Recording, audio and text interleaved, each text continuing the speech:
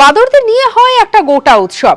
এমন কোনো জায়গার নাম শুনেছেন কি যেখানে বাদরদেরকে নিয়ে একটা গোটা উৎসব হতে পারে?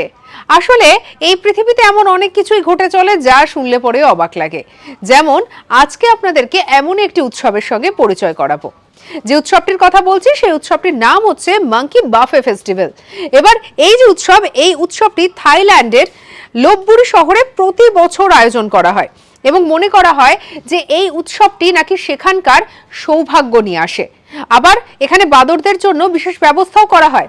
আবার এই যে উৎসবটা, এই উৎসবে বিভিন্ন ধরনের খাবার বানানো হয়, রান্না করা হয় এবং প্রচুর পরিমাণে খাবার নিয়ে এসে সেখানে সাজানো হয়, অর্থাৎ প্রদর্শনও করা হয়।